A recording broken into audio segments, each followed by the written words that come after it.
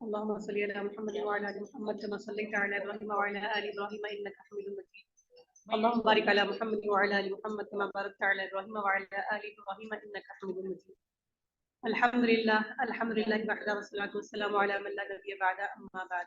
फ़क़द क़ाला अल्लाहु तआला फ़िल क़ुरआनिल मजीद वल फ़ुरक़ानिल हमीद। अऊज़ु बिल्लाहि मिनश शैतानिर रजीम। बिस्मिल्लाहिर रहमानिर रहीम। व इज़ क़ाला लुक़मानु लिइब्निही व हुवा यईदुहु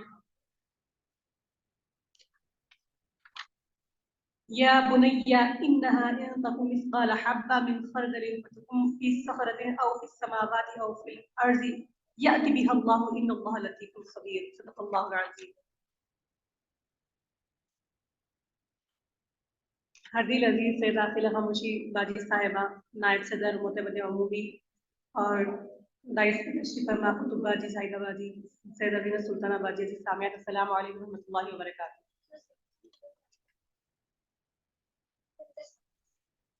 अल्हम्दुलिल्लाह, अल्लाह का ये ऐसे एक एहसान अजीम है कि अल्लाह तबारक व तआला फिर से हम तमाम की इस्लाह के लिए हम तमाम को यहाँ पर जमा फरमाया हर इतवार की तरह। तो इसमें जो अहम नुकात है बच्चों की परवरिश में, वो सबसे पहले तो कुरान मजीद की आयतों में, कुरान मजीद की आयतों की रोशनी से हवाला लेते हुए बच्चों की परवरिश किस तरह से होनी चाहिए, इस तरफ मैं आप तमाम को राग़िब करना चाहूँगी। बहरहाल कुरान मजीद के 21वें पारे में, जैसे कि मैंने शुरू में आयत करीमा आप तमाम के सामने तिलावत की, हज़रत लुक़मान अलैहिस्सलाम फरमाते हैं, हज़रत लुक़मान अलैहिस्सलाम अल्लाह के नबी नहीं थे बल्कि अल्लाह के नेक बंदे थे। हज़रत दाऊद अलैहिस्सलाम की उन्होंने सोहबत पाई थी। रंग काला था, फासिल में आता है कि रंग काला था, होठ मोटे थे, लेकिन अल्लाह तबारक व तआला ने हिकमत और दानाई बड़ी अता फरमाई थी। आपकी इस हिकमत और अमीर खैर की वजह से लोग दूर दराज के मकामात से आपकी खिदमत के लिए हाजिर होते और आपसे फैज़याब होते और आपकी अता करदा हिकमत और दानाई से फैज़याब होते। जैसे लुक़मान अलैहिस्सलाम ने अपने बेटे को कुछ नसीहतें फरमाई थी। अपने बच्चे को उन्होंने कुछ चीज़ों के बारे में तरबियत की जिसकी अल्लाह तबारक व तआला ने उन बातों को अल्लाह तबारक व तआला ने इतनी इम्पोर्टेंस दी, यानी कि वो बातें अल्लाह तबारक व तआला को इतनी पसंद आई कि उन बातों को अल्लाह तबारक व तआला कुरान मजीद में नक़ल फरमाते हैं। तो ये इस बात की दलील है कि अल्लाह तबारक व तआला की ये रिज़ा है कि मुसलमान अपने बच्चों की तरबियत उसी अंदाज में करे। ये गुणवान है, ये बातें माँ बाप को सीखनी चाहिए। इंसान सबसे ज्यादा मुखलिस किससे होता है? सबसे ज्यादा मुखलिस अपनी औलाद के साथ होता है। उनका खुलूस मुकम्मल होता है अपने माँ बाप के साथ। तो हज़रत लुक़मान अलैहिस्सलाम जब अपने बच्चे को नसीहत कर रहे थे तो इन बातों की तरफ ला रहे थे जो वो समझते थे कि ये बातें बड़ी जरूरी है, जिसकी वजह से उनका बच्चा बड़ी खैर पा जाएगा, मुकम्मल कामयाबी दुनिया और आखिरत की हासिल कर जाएगा। हम अपनी औलाद के बारे में बड़े मुखलिस होते हैं, हमारा रवैया हमारी औलाद के साथ बड़ा खूबसूरत होता है। हम चाहते हैं कि हमारी औलाद शजर सायादार बने और जिसका दुनिया और आखिरत में दोनों में बच्चे को एक मर्तबा हासिल हो, रोजी भी अल्लाह बड़ी शान वाली अता करे, हर लिहाज से अल्लाह उनको नवाजे। तो कुरान मजीद हमें तरबियत देता है, कुरान मजीद हमारे जहनों की जहन साथी फरमाता है कि तुम इस तरह अपने बच्चों को ढालो, इस अंदाज से अपने औलाद की तरबियत करो। मेरा सूरह लुक़मान में लुक़मान अलैहिस्सलाम अपने बेटे को नसीहत करते हैं, वइज़ क़ाला लुक़मानु लिइब्निही, जब हज़रत लुक़मान अलैहिस्सलाम ने अपने बेटे से कहा वहुवा यईदुहु, वो अपने बेटे को, सबसे पहले आप गौर करें जुमले के ऊपर, क्योंकि जब अल्लाह तबारक व तआला की जितनी आयतें हैं तो सबसे पहली आयत से हमको उसका मतलब और माक़सद अख़ज़ करना है। वहुवा यईदुहु, वो अपने बेटे को नसीहत कर रहे थे। सबसे पहले अंदाज क्या किया फरमाया? या बुनैया। क्या फरमाया? या बुनैया, ऐ मेरे बेटे। लफ्जों में हुस्न देखिए, मेरे बेटे। हमें जब अपनी औलाद से नाराजगी होती है तो हम एक खुतबा पढ़ते हैं। इस खुतबे में अपनी नेकियां और अपने औलाद की नालायकियां गिनवाते हैं, समझाने का अंदाज इख्तियार नहीं करते। जहाँ वो जलाल में, और बाज़ औक़ात ऐसे भी हालात होते हैं कि बाज़ लोग गाली भी देते हैं, सख्त सुस्त भी कहते हैं, लफ्जों की हुर्मत का पास और लिहाज भी नहीं रखते, और खुतबा आधे घंटे का हो चाहे 25 मिनट का हो, हम दे के निकल जाते हैं तूने बड़ा सताया, तूने बड़ा दिल दुखाया, लेकिन हम किसी मौके पर भी जो जैसा अंदाज जिस वक्त होना चाहिए वो अख्तियार नहीं करते। कब ऐसा हुआ कि हमने बच्चे को बुलाया हो, शफकत की चादर उड़ाई हो और उस शफकत की चादर के नीचे बिठाकर नसीहत की हो कि, और अगर हम कभी नसीहत करते भी हैं तो वो दुनियादारी की नसीहत होती है कि माल दौलत कितनी जमा करनी है, कहाँ से जमा करनी है, कैसा पढ़ना है, कैसा स्कूल जाना है, वगैरह वगैरह। और हज़रत लुकमान अपने बेटे को नसीहत करते हैं तो कहते हैं या बुनैया, ऐ मेरे बेटे। हसीन जुमला है बेटे का लफ्ज। अब बेटे के लफ्ज को हम हदीस में देखते हैं, हदीस मुबारका में आता है, अल्लाह के रसूल सल्लल्लाहु अलैहि वसल्लम फरमाते हैं कि अकरिमु औलादकुम, अल्लाहु अकबर, अपनी औलाद का इकराम करो, अपनी औलाद की इज्जत करो, उनको वो मुकाम और मर्तबा दो, इज्जत करो, उनको इज्जत करो उनकी। क्योंकि अगर आपको कुछ काम भी है तो बेटा जी कह के पुकारो, प्यारे बेटे कह के पुकारो, जिससे कि उसके दिल में आपकी मोहब्बत घर कर जाए। उनको विकार दो, इज्जत दो। बच्चे का तो उसूल ही बना दिया कि वो तेरी जन्नत भी है, यानी कि माँ बाप जन्नत भी है, दोज़ख भी है, बच्चे का उसूल ही बना दिया। मगर वालिदैन को भी हुक्म दिया कि बच्चों के लिए एजाज के जुमले इस्तेमाल करें। हमा वक्त का डांटना, हमा वक्त की तनकीद ये सही नहीं है, उनके लिए इज्जत के जुमले इस्तेमाल करें। बहरहाल फरमाया या बुनैया, ऐ मेरे बेटे। पहला लफ्ज, पहली नसीहत, ला तुशरिक बिल्लाह, अपने रब के साथ शिर्क, किसी को शरीक ना ठहरा। इन्ना शिर्क लज़ुल्मुन अज़ीम, बेशक शिर्क बहुत बड़ा जुल्म है। सबसे पहली नसीहत अपनी जात के लिए नहीं की, मेरे साथ ये सुलूक, मेरे वालिदैन के साथ ये सुलूक। सबसे पहली नसीहत जो सबसे पहले नसीहत के लिए जरूरी समझा वो अल्लाह तबारक व तआला की जात बाबरकत। और फिर जैसे कि फिर हम अपने पे लेते हैं कि हम जब बच्चे को नसीहत करते हैं तो सबसे पहला लफ्ज निकालते हैं कि मैंने इतने साल गवा दिए, तेरे कारोबार के लिए इतना कुछ किया, तेरे लिए मैं कई वतनों में फिरा, कई वतनों में मैंने तंगियों से जिंदगी गुजारी, हर वो चीज को झेला, तेरे लिए हर मुसीबत, हर आफत को मैंने टाला, बहरहाल तेरे लिए फला चीज खरीदी, तेरे लिए फला चीज लाई, वगैरह वगैरह। मगर यहाँ पर देखिए हज़रत लुक़मान फरमा रहे हैं, बेटा अल्लाह के साथ किसी को शरीक न ठहराना। अगले जुमला देखिए, फिर उसके बाद आयत नंबर 16 में क्या कहा, या बुनैया, ऐ मेरे बेटे, कि इन इन तकू मिस्काल हब्बा मिन खरदल फतकुन फी सखरतिन औ फी समावाति व फिल अर्द याति बिहा अल्लाह। अल्लाहु अकबर। ऐ मेरे बेटे, तू इतनी ही बुराई करे जितना कि एक राई का दाना। राई का दाना वो होता है जो छांव में रखे तो नजर नहीं आता, उसके ऊपर रोशनी डालनी पड़ती, या तो सूरज की रोशनी में दिखाई देता, या तो किसी पर टॉर्च मारना पड़ता, तो तब जाके वो राई का दाना नजर आता, छांव में दाना नजर नहीं आता। तो राई के दाने के बराबर भी अगर तू गुनाह करे, नसीहत करते हैं कि मेरे बेटे अगर तू राई के दाने के बराबर भी गुनाह करे तो वो गुनाह इस तरह हो कि वो पहाड़ में छुपा हो या जमीन या किसी आसमान में, कहीं पर भी तू उसको छुपा, अल्लाह उसको निकाल कर लाएगा। तो ये ना कहना कि मैं गुनहगार या पापी नहीं हूँ। फरमाया राई के दाने के बराबर भी कोई गुनाह या पहाड़ में हो या आसमान हो या जमीन में कहीं भी छुपा हो, अल्लाह फिर भी वो निकाल कर लाएगा। इसलिए कि अल्लाह इन्नल्लाह लतीफुल खबीर, कि बेशक अल्लाह बारीक बातों का जानने वाला है। दूसरी जगह पर मजीद में आया ना, वमन यअमल मिस्काल ज़र्रतिन खैरन यरा वमन यअमल मिस्काल ज़र्रतिन शर्रन यरा। अगर तू जर्रा बराबर भी नेकी करेगा तो भी अल्लाह उसका जज़ा फरमाएगा, अगर तू जर्रा बराबर भी, अगर तू शर करेगा, बुराई के काम करेगा, तो क़यामत में अल्लाह उसको भी लेकर आएगा, उसका भी हिसाब होगा। तो फरमाया या बुनैया अक़ीमिस सलात, ऐ बेटे नमाज कायम करो, वअमुर बिल मारूफ, तुम लोगों को नेकी का हुक्म दो, वन्हा अनिल मुनकर, और लोगों को बुरी बातों से मना दो।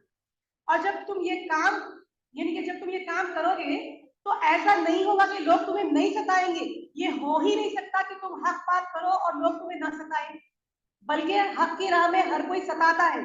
फरमाया जब तुम नेकी का हुक्म दो और बुराई से रोको तो तुम पर मुसीबत आएगी, तुमने आने वाली मुसीबत पर सब्र करना है। बेशक ये बड़ी हिम्मत का काम है, दिलेरी का काम है, बड़े हौसले का काम है।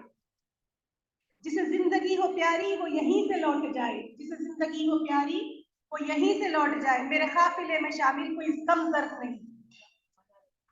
फिर आयत नंबर 18 में आता है कि अपना मुंह टेढ़ा करके लोगों के सामने बात ना किया कर, वला तुसअर खद्दक लिन्नास, अपना चेहरा, अपने गाल, अपने कल्ले सब टेढ़े टेढ़े करके बात, ऐसा मुड़ मुड़ कर बात ना कर, वला तमशी फिल अर्दी मराहा, और देख जमीन पर अकड़ कर मत चल, इन्नल्लाह ला युहिब्बु कुल्ला मख्तारिन फखूर, कि बेशक अल्लाह को अकड़ने वाला, फख्र करने वाला पसंद नहीं है, अल्लाह उससे मोहब्बत नहीं करता। इस तरह ना कर, वक्सुक फी यमशिक, दरमियानी चाल चल, वगजुस मिन सौतिक, और हमेशा अपनी आवाज को पस्त रख, और इन्ना अनकरा रस्वाति लसौतुल हमीर, के बेशक अल्लाह तबारक व तआला को ऐसी आवाज पसंद नहीं। कैसी आवाज? कौन सी आवाज? और वो आवाज कैसी होती? लसौतुल हमीर, पहले आगे की बात सुन लीजिए, लसौतुल हमीर, बेशक गधे की आवाज।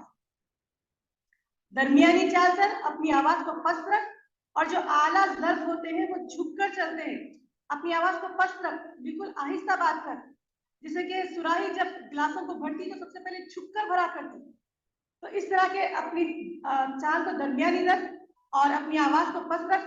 और अल्लाह को सब आवाजों में नापसंद आवाज वो गधे की आवाज है। सबसे पहले इरशाद फरमाया कि तुम्हें शिर्क नहीं करना।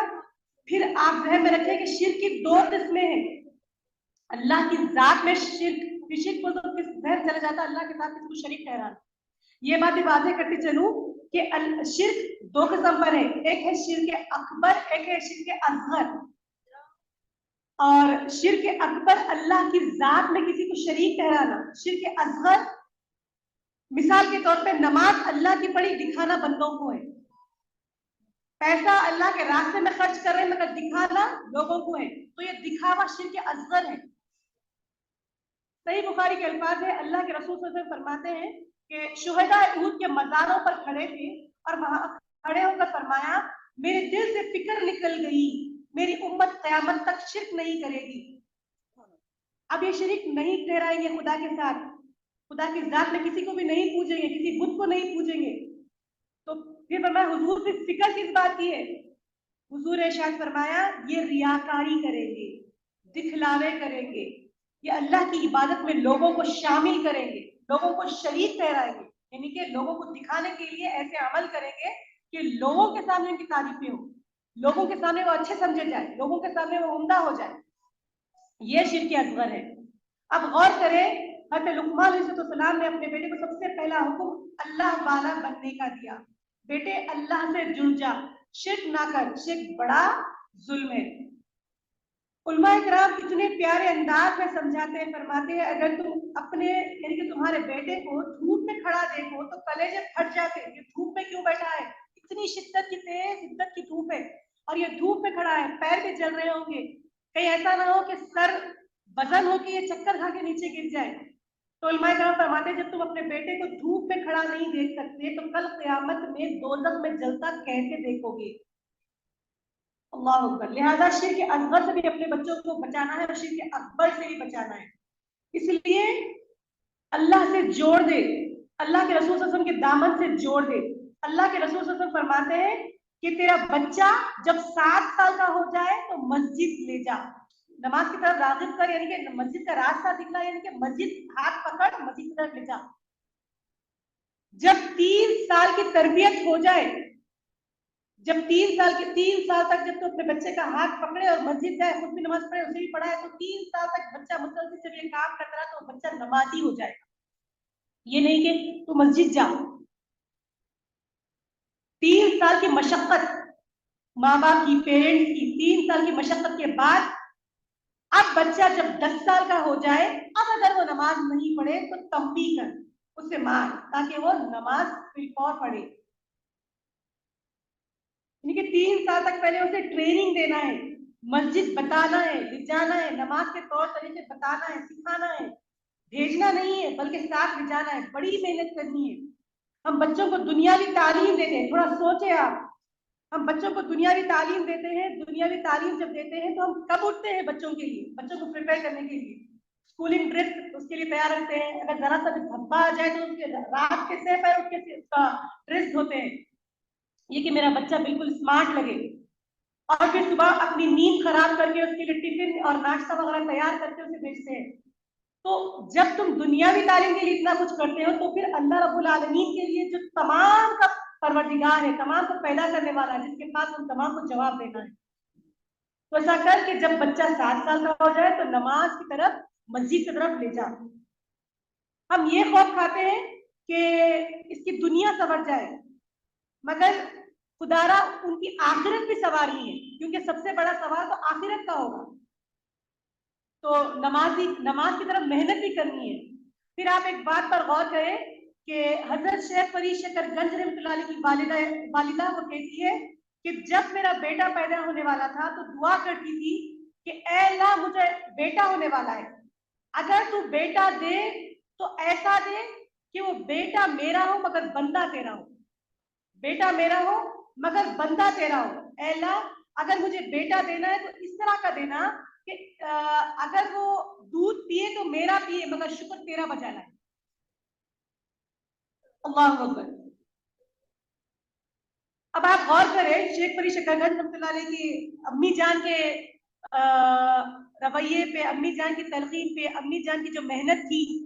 आप शेख फरीद शकरगंज रहमतुल्लाह अलैह फरमाते हैं कि बच्चा जिस चीज का शौकीन होता है उस शौक से काम लेके बच्चों को उस जानिब जोड़ना है, रब की बारगाह से जोड़ना है। तो मैं शक्कर का बड़ा शौकीन था, तो मेरी माँ ऐसा करती थी कि बेटा तुझे शक्कर बड़ी पसंद है, शक्कर होना है तो तुमको ऐसा करना होगा कि मुसल्ला बिछाना है और रब के आगे सजदा रेज होना है, नमाज पढ़नी है, अल्लाह से दुआ मांगनी है, अल्लाह तुम्हें शक्कर देगा।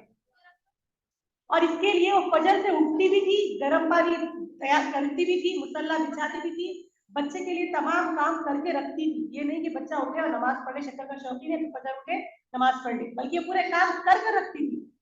अब शेख फरीद शकरगंज रहमतुल्लाह फरमाते हैं कि मेरी माँ रोज रोज ऐसे ही करती थी, और जब मैं नमाज पढ़ लेता, जब मुसल्ला उठाता तो सामने की जानिब से मुझे शक्कर की पुड़िया नजर आ जाती। अब एक बार ऐसा हुआ, फिर अम्मा ने ये भी सिखलाया था कि बेटे नमाज की पूरी हुनरमंदी सिखाई थी, नमाजी के आगे से नहीं गुजरना है। अब ऐसा हुआ कि मेरी माँ एक मर्तबा शक्कर रखना भूल गई और मैं नमाज शुरू कर दिया। अब वो कोने में छुपे रो रही है, अल्लाह अकबर, मैं शक्कर रखना भूल गई, अल्लाह ये तमाम काम, ये तमाम मेहनत मैंने इसलिए की कि मैं इसका नाता, इसका रिश्ता तुझसे जोड़ दूं, यकीन कामिल इसके अंदर डाल दूं। अब मैं शक्कर रखना भूल गई, जब ये नमाज पढ़ेगा, मुसल्ला उठाएगा, शक्कर की पुड़िया नीचे नहीं देखेगा, तो या अल्लाह इसका ईमान कहीं कमजोर ना पड़ जाए, या अल्लाह मेरी ये मेहनत तो जाया ना कर। अब वो ज़ारा फतार रोने लगी और दुआएं करने लगी। अब अगर मैं आगे जाके रखूंगी तो बच्चा समझ जाएगा, अल्लाह तू मेरी इस मेहनत को रायगा ना कर। अब ऐसा होता है, शेख फरीद शकरगंज रहमतुल्लाह फरमाते हैं, मैं जैसा नमाज से फारिग हुआ, मैंने मुसल्ला उठाया तो देखता क्या हूँ, जहां पर रोज शक्कर की पुड़िया होती थी वहां पर शक्कर का दरिया है। और फिर मैंने चीजें मारी, अम्मा एक चुटकी उठाई, मुंह में डाली, अम्मा रोज जो शक्कर आती थी उसका बिल्कुल अलग मजा था, अलग टेस्ट था, आज की जो शक्कर है बड़ी लजीज है अम्मी जान, आओ पहले आप चखो। तो शेख फरीद शकरगंज रहमतुल्लाह अलैह की वालिदा दोनों बाहें खोल के बच्चे को रोते हुए गले से लगा के कहती है, बेटा रोज शक्कर तेरी माँ रखती थी, आज शक्कर तेरे खुदा ने रखी है। अल्लाह अकबर। तो यकीन कामिल अल्लाह तबारक व तआला की तरफ जोड़ देना बच्चों को, नमाज की तरफ इस तरह राग़िब करना। फिर आप ये एक ही वाक़या नहीं बल्कि कुतुबुद्दीन काकी रहमतुल्लाह अलैह का भी वाक़े से आप तमाम वाकिफ है कि उनकी माँ भी इसी तरह से, क्योंकि उनको रोटी की तलब थी तो रोटी रोटी मुसल्ले के नीचे रख दिया करती थी।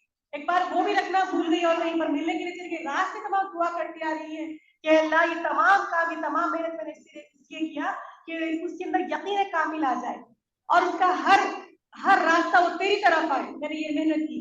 और फिर देखते क्या है, जब घर पहुंची तो काफी देर हो गई, बच्चा नमाज पढ़ चुका, सो चुका, तो ये जल्दी जल्दी गई कुतुबुद्दीन काकी रहमतुल्लाह अलैह की वालिदा और पूछती है कि बेटा तुमने खाना खाया?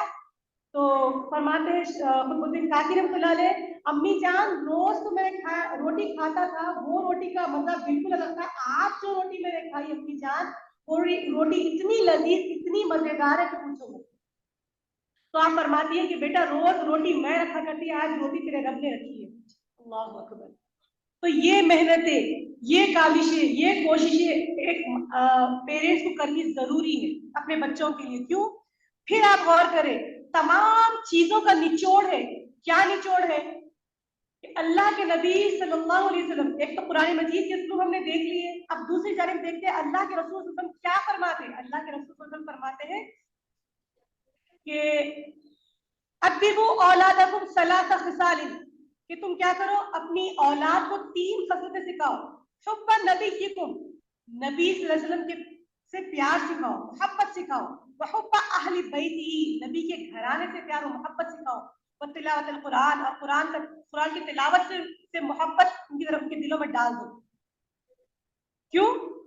क्योंकि सबसे पहले आप गौर करें कि फिर हमको साथ साथ ये भी करना है कि बच्चों के अंदर सच बोलने की आदत डालना है, झूठ से हत्तल इम्कान उनको रोकना है। क्यों? क्योंकि अल्लाह के नबी सल्लल्लाहु अलैहि वसल्लम फरमाते हैं कि मोमिन बुज़दिल हो सकता है, कंजूस हो सकता है, मगर झूठा नहीं हो सकता।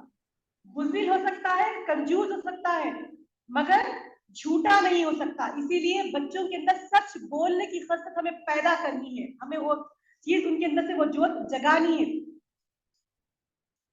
आप गौर करें कि हजरत शेख अब्दुल क़ादिर जीलानी रहमतुल्लाह अलैह की वालिदा गिरामी जब वो बगदाद जा रहे थे इल्म के हासिल करने के लिए, तो माँ एक वसीयत करती है, बेटा कुछ हो जाए झूठ नहीं बोलना है।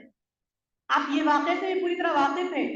तो शेख अब्दुल क़ादिर जीलानी रहमतुल्लाह अलैह जब इल्म की तहसील के लिए चलते हैं, तो उनकी माँ एक रिवायत के मुताबिक 100 दिनार, एक रिवायत के मुताबिक 70 एक थैली में सी के बगल के नीचे सी देती है। अब जब डाकू उनके ऊपर हमलावर होते हैं और तमाम के माल लूट लेते हैं, तो आपसे पूछते हैं वइज़ा सअल लिस्सुल अव्वल, पहला डाकू पूछता है आइंदा का माल, तुम्हारे पास माल है? क्योंकि छोटा बच्चा है, देखते हैं नजरअंदाज करते हुए, बस ऐसे ही चलते चलते पूछता है वो डाकू लुटेरा, आइंदा का माल, क्या तुम्हारे पास माल है? तो आप फरमाते हैं हाँ है।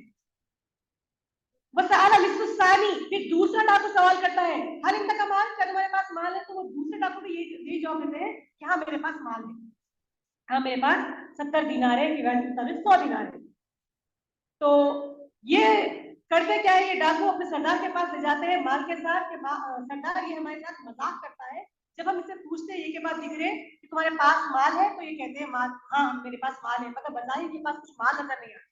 तो सरदार पूछते हैं कि तुम्हारे पास माल है वाकई में? तो बच्चा कहता है हाँ बेशक मेरे पास माल है, दिखाई क्यों नहीं देता? तो आप फरमाते हैं कि वो कहीं छुपा है। कहाँ छुपा है? तो बताते हैं बगल के नीचे से थैली है, उसके अंदर मेरी माँ ने सिल दी है।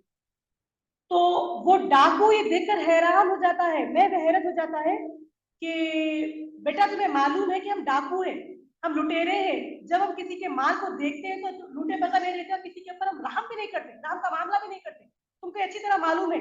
तो फिर तुम हमसे झूठ बोलकर बच क्यों नहीं गए? ये तुम्हारे 70 दिनार है, 100 दिनार है, बच भी सकते थे, तुमने सच क्यों कह दिया? तो शेख अब्दुल क़ादिर जीलानी रहमतुल्लाह अलैह फरमाते हैं इसलिए कि मैंने मेरी माँ से वादा किया है, मेरी माँ ने मुझसे कहा कि चाहे कुछ हो जाए झूठ नहीं बोलना। अब शेख अब्दुल क़ादिर जीलानी वहां से मस्जिद की तरफ निकलते हैं, तो ये सरदार क्योंकि पीछे पीछे चलता है, तो आप दरिया फरमाते हैं कि मेरे पीछे क्यों आ रहे हो?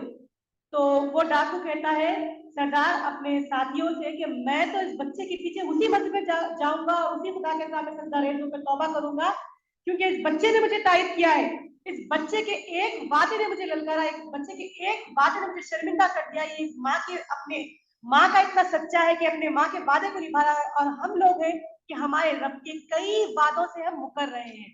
तो तुम्हें हथियार डालना है तो डालो, वरना मैं तो जा रहा हूँ। और इस तरह वो तमाम का तमाम डाकू हज़रत शेख अब्दुल क़ादिर जीलानी रहमतुल्लाह अलैह के हाथ पर तौबा कर ली। तो ये सच बोलने की आदत बच्चों के अंदर डालनी है। क्यों डालनी है?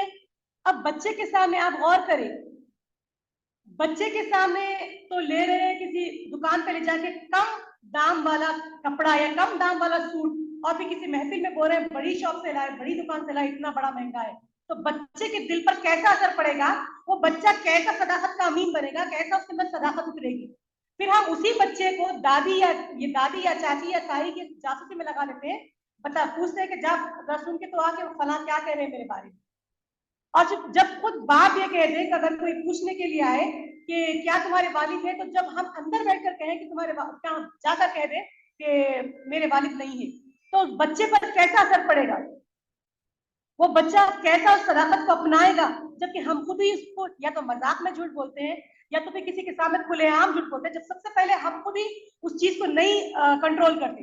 जैसे कि आप इस बात पर गौर करें, सबसे पहले औलाद हमारी जेरोक्स कॉपी है, जैसा हम करेंगे वैसा हमारी औलाद करेगी। अगर हम पानी ठहर कर पिएंगे तो हमारी औलाद बराबर पानी ठहर कर पिएगी। अगर हम झूठ बोलेंगे तो बराबर हमारी औलाद झूठ बोलेगी। अगर हम कोई गलत रास्ता इख्तियार करेंगे तो हमारी औलाद बराबर गलत रास्ता इख्तियार करती, इल्ला ये कि अल्लाह हिदायत दे दे, इल्ला ये कि अल्लाह हिदायत दे दे।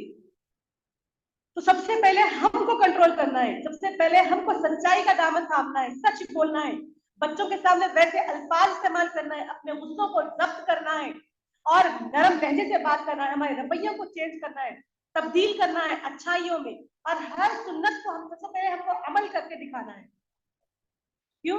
आप गौर करें कि झूठ इसलिए सबसे बड़ा जुर्म है कि सच बोलना सबसे बड़ी नेकी इसलिए है कि आप देखिए एक वाक़े को समाप्त फरमाएं कि हजरत सैयदना हबीब अजमी रहमतुल्लाह अलैह, इनके पास एक शख्स आया। अब वो शख्स इनके सोहबत में बैठता था, क्योंकि अल्लाह के वली है, वली सिफत इंसान है, इनकी सोहबत में बैठता, मगर वो बंदा बड़ा गुनहगार था। वो बंदा सूद खाता था, सूद का कारोबार चलाता था, उसके अहवाल उतने अच्छे नहीं थे, मगर वो शेख अजमी रहमतुल्लाह अलैह की सोहबत इख्तियार किए हुए था। अब उनके पास बड़े लंबे चौड़े मसाइल थे और उनके पास ऐसा भी नहीं था कि कसीर अयाल हो, ज्यादा बच्चे हो, मगर उनके पास एक ही लड़की थी जो दोनों पांव से अपाहिज थी। और ये जो साहब है कई इलाज वारिज करा लिए, मगर इनकी बच्ची जो दोनों पांव से अपाहिज थी, दोनों पांव से माजूर थी, शिफा नहीं हुई। कई जगह पे ले गए, कई तबीबों से बताए, कई हकीमों से इन्होंने दवाएं ली, मगर शिफा इनको नहीं मिली। एक रोज देखते हैं कि सैयदना हबीब अजमी रहमतुल्लाह अलैह के पास ये जो शख्स है जो अच्छे अहवाल का नहीं है, सुबह सवेरे सवेरे आता है, अचानक से आकर कहता है कि सबसे पहले मुझे तौबा करनी है, मुझे तौबा करनी है, सबसे पहले मुझे तौबा करवाइए, पक्की सच्ची तौबा करनी है, मुझे रास्ता बताइए कि पक्की सच्ची तौबा किस तरह की होती है। तो तमाम मजमुआ मैंने हैरत हो गया कि ये तो सुदखोर है, ये तो हराम खाता है, ये तो इनका इतना बड़ा कारोबार है और सुबह सवेरे सवेरे आ गया, क्या वजह है? सबके कान खड़े हो गए कि आज ये ताइब होने के लिए आया है, वजह क्या है? तो पूछा गया कि वजह क्या है, अचानक ये तब्दीली कैसी आ गई? तो वो शख्स कहने लगा कि बात दरअसल ये है, एक नौजवान जो अभी कमसिन नौजवान है, 14-15 साल उसकी उम्र है, उस बच्चे ने मुझे ताइब करवाया, उस बच्चे की वजह से आज मैं तौबा कर रहा हूँ। वजह क्या थी? वो एक बच्चा। तो कहते हैं वो किस तरह से? तो कहते हैं कि वो बड़ा नेक इंसान का बच्चा है, नेक इंसान का बेटा है और एक परहेजगार माँ का लख्त जिगर है, उसने मुझे तौबा कराई, उसने मुझे इस तौबा की तरफ राग़िब किया। किस तरह से? तो कहते हैं कि एक बार जब मेरे पास सामान, महीने का सामान खत्म हो गया, तो मैं बगदाद में माल लेने के लिए गया, तो मैं वहां से 10 किलो गेहूं वगैरह, गंदम वगैरह जब मैं वहां से खरीदी, और इस तरह से तमाम सामान जब मैंने लिया तो बड़ा भारी भरकम हो गया जिसे मैं उठा नहीं सकता था। तो मैं आगे गया तो कुछ मजदूर बैठे थे, तो मैंने कहा कि अगर ये मजदूरी में लेकर मेरे फला मुकाम घर तक पहुंचा दो तो मैं तुम्हें अच्छी मजदूरी दूंगा। तो वहां पर एक बच्चा था जो यही बच्चा था, तो उसने कहा चाचा अगर मैं ले चलूं तो कहा कोई मुजाका नहीं है, चल सकते हो, कितने में? इतने बात तय हो गई। तो 3 दिनार बात तय होगी, 3 दिनार में ये बच्चा ये सामान उठाकर अपनी पीठ पे लाद के इनके मकान तक पहुंचा देगा।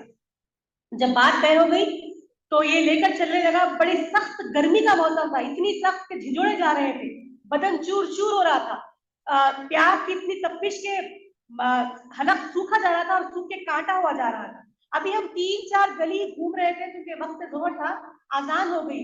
तो इसने बड़े मोहब्बत के अंदाज में चेहरे के ऊपर बड़ी नरमी लाकर कहा कि चचा अगर इजाजत हो तो रब की बारगाह में दो गाने अदा करके आ जाऊं, सिर्फ फर्जी अदा करके आ जाऊं। तो मुझे हैरत हुई कि इस कड़ाके की गर्मी में, इस तेज धूप में अगर कोई इतना सामान लावे तो सबसे पहले उसे ये होता है कि इसका सामान इसके मुकाम तक पहुंचा के जान छुड़ाए, मगर ये कह रहा है कि थोड़ी देर बैठ ले, मैं नमाज पढ़ कर आता हूँ। तो इजाजत मैंने दे दी और उस सामान के पास मैं बैठ गया। अब ये बच्चा जाता है, नमाज पढ़ता है, सबसे पहले ये बच्चा मेरे पास आता है वापस। और मुसल्ली बाद में मेरे पास आए। तो मैंने पूछा बेटा तुम जल्दी आ गए हो? तो कहा चाचा ऐसा ना हो कि तुम गलत समझ बैठो कि मैंने बड़ी लंबी लंबी रकातें पढ़ी है, मैंने फर्ज अदा कर ली, क्योंकि मैं आपका भी वायदा हुआ था, तो मैं सर पर दौड़ पड़ा और वापस आ गया अल्लाह की बात में। मुसल्ली बात क्या है? तो तुमने इत्मीनान से क्यों ना पढ़ी? तो कहा गर्मी का मौसम है, ऐसा ना हो कि आपका जान झिझोड़ा जाए और आप कुछ अल्फाज आप कह दे, नागवारी के आसार आपके चेहरे पे नुमाया हो। तो देखो मखलूक, अल्लाह के मखलूक का भी ख्याल। अब वो सामान लेकर चल ही रहा था। अब जब मकान आ गया तो मकान के करीब पहुंचकर मुझे उस पर तरस आ गया, क्योंकि वो पसीने में शराबोर हो चुका था, पूरा भीग चुका था। तो मैंने उससे पूछा कि बेटा अगर इजाजत है तो थोड़ा सामान मैं उठा ले, तो ऐसा ना हो कि तुम चक्कर खा के गिर जाओ, थोड़ा सामान मुझे दे दो। तो बच्चा कहने लगा नहीं, मैं हराम का रुपया भी नहीं लूंगा, क्योंकि मैंने 3 रुपए में बात, हमारी 3 दिनार में हमारी बात पहन दी कि अगर तुम थोड़ा सामान तुम उठाओगे तो फिर मैं 3 दिनार नहीं लूंगा, मैं उससे कम लूंगा। चाचा वो इसलिए कि कपड़े बशर्ते के पेवर लगे हो, साफ होने चाहिए, दागदार होने नहीं चाहिए। तो उसके ये अल्फाज मेरे दिल में ऐसा घर कर गए कि मैं उस पर फिदा हो गया। फिर जब मैं घर पहुंचा तो मेरी बीवी से जल्दी जल्दी मैं गया अंदर, और वो 3 दिनार लाने के लिए जब गया तो मुझे रोटी की खुशबू आ रही थी। मेरी बीवी से मैंने कहा कि आज एक नेक मुत्तकी परहेजगार लड़का हमारे पास आया। तो बीवी ने कहा क्यों, क्या ही अच्छा ना हो कि उस बच्चे को कहो कि तुम एक रोटी खाकर जाओ, खाना तनावुल करके जाओ। तो मैं वापस सर पर दौड़ा और कहा ये लो 3 दिनार, और कहा कि खाना खाकर जाओ, रोटी गर्म है। तो उसने कहा चाचा मैं रोजे से हूँ, पहले तो आपने मुझे 3 दिनार दे दिए, मालिक तो आप है ही, नमक आपका मैंने नमक भी खाया है, तो चूंकि मैं रोजे से हूँ तो मैं तनावुल नहीं कर सकता। तो ये बात ने मुझे और मैंने हैरत में कर दिया कि बच्चा इतनी सख्त गर्मी की शिद्दत के आलम में नमाज भी अदा कर रहा है, सामान बोझ भी उठा रहा है, फिर रोजे की भी हालत में। मुझे बड़ी शर्म महसूस होने लगी। फिर मैंने कहा बेटा रात तक यहीं रुक जाओ, ऐसा करो कि तुम रात मेरे पास इफ्तार करके जाना। तो कहा नहीं, वादे के मुताबिक आपकी मजदूरी, आपने मेरी मजदूरी मुझे दे दी, आपका काम हो चुका, और मेरे घर वालों के लिए 3 दिनार काफी है। अब मेरा वक्त जो है अल्लाह के लिए और अल्लाह के रसूल के लिए, क्योंकि मैं रोजे से हूँ, मैं अल्लाह और अल्लाह के रसूल की अब मैं ड्यूटी बजाना चाहता हूँ। तो मुझे ऐसा करो कि मस्जिद का रास्ता बता दो। तो मोहल्ले की मस्जिद का उन्होंने रास्ता बताया, मोहल्ले में की मस्जिद में वो बच्चा वहीं रुक गया, और इस तरह से वो इफ्तार किया। तो ये साहब दौड़े और देखे कि वो बच्चा है नहीं, तो देखे कि वो बच्चा तनावुल कर रहा था पानी और कुछ खजूर।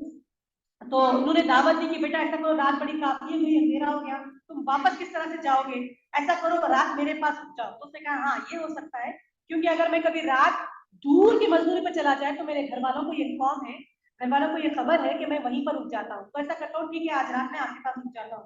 ये बच्चा मेरे पास रात रुक गया, मैंने पहले से इनके लिए कमरा तैयार कर दिया। अब ये बच्चा वहां पर रात गुजारने के लिए जब उस कमरे में गया तो मामूल के मुताबिक मैंने अपनी बेटी जो दोनों पैरों से अपाहिज थी उसके लिए रोटी और खाना वगैरह तैयार था। मैं मेरी बीवी अपने बेटी के कमरे में गए, उसे खिलाया और कहा कि देखो बेटा आज हमारे घर एक ऐसा अल्लाह का बंदा मेहमान है जो मुत्तकी है, परहेजगार है, नमाजी है, वो बच्चा हमारे पास आज बतूरे मेहमान है। तो मैंने खाना खिलाया मेरी बेटी को, फिर वापस मेरे कमरे में आ गया। इस तरह से रात का एक पहर गुजर गया। तो मैंने अचानक से दरवाजे पर दस्तक सुनी, तो मुझे खौफ हुआ कि इतनी रात कौन है मेरे, वो भी घर के अंदर दरवाजे पे। अब वो बच्चा तो अपने कमरे में, मेरी बेटी तो दोनों पाँव से अपाहिज है। मैंने कान खोलकर सुना तो मुझे आवाज आ रही थी अब्बा जी मैं हूँ, दरवाजा खोलिए। तो मैं फौरी दौड़ कर गया, दरवाजा खोला और देखता क्या हूँ कि मेरी बेटी दोनों पाँव पर खड़ी दरवाजा खटखटा रही है। मैंने माजरा पूछा बेटी ये कैसा हो गया, ये कैसा अजूबा हो गया कि तुम खुद अपने पैरों पर खड़कर चलकर आगे मैं दरवाजा खटखटा रही हूँ। मैंने तो कई इलाजों से कराए मगर तुम्हारे दोनों पैरों में जान नहीं आई। तो उसने कहा अब्बा जी जैसा तुमने मुझे खाना खिलाया और मेरे कमरे से चले गए, तो जब आपने कहा कि ये मुत्तकी परहेजगार और रोजे से भी है, तो मैंने दिल से दुआ की या रब अगर ये वाकई में नेक और मुत्तकी मेहमान मेरे घर में है तो अल्लाह इसके वसीले से मुझे शिफा याब कर दे। अब्बा जी अभी मेरी दुआ पूरी भी नहीं हुई कि मेरे वजूद में हरकत होने लगी और दोनों पैरों में जान आ गई। वो कहते हैं ना या अय्युहल्लज़ीना तक़ुल्लाह वब्तगू इलैहि वसीला, अल्लाहु अकबर। अभी अब्बा जी मेरी दुआ भी पूरी नहीं हुई, मेरे दोनों पैरों में हरकत सी महसूस होने लगी और मैं दोनों पैरों पर खड़कर चलकर मैं आई और दस्तक दी। अब ये दो तीनों भागे भागे उस बच्चे के कमरे में दौड़ पड़ते हैं। जब देखते हैं दरवाजा खुलता है तो बच्चा वहां पर मौजूद नहीं है, और वहां पर एक खत मिलता है। तो ये खत उठाकर पढ़ते हैं तो लिखा होता है कि जब मेरा राज तुम पर आश्कार हो गया, मालूम हो ही गया। अब जब तुमको मालूम हो ही गया तो एक काम ऐसा करना, मेरे पीछे मत दौड़ना बल्कि मेरे रब के पीछे दौड़ना जिसने मुझे नेक और मुत्तकी बनाया। आप ऐसा करना कि जितने गुनाह आपने किए पक्की सच्ची तौबा करना, जो हराम माल खाते थे उसे उसे तौबा करना कि कभी उस माल की तरफ न जाना, ना कभी उस माल की तरफ आंख उठाकर देखना। तो इसीलिए मैं सुबह सवेरे सच्ची पक्की तौबा करने के लिए आपके दर पे हाजिर हो गया। अल्लाह अकबर। तो ये वलियों की सोहबतें ऐसी सोहबतें होती है कि इंसान को बदल देती है, गुनाहों से नेकियों की तरफ राग़िब हो जाती है। बस उनकी एक नजर काफी है। वमा अलैना इल्ला। अस्सलामु अलैकुम व रहमतुल्लाहि व बरकातुहू।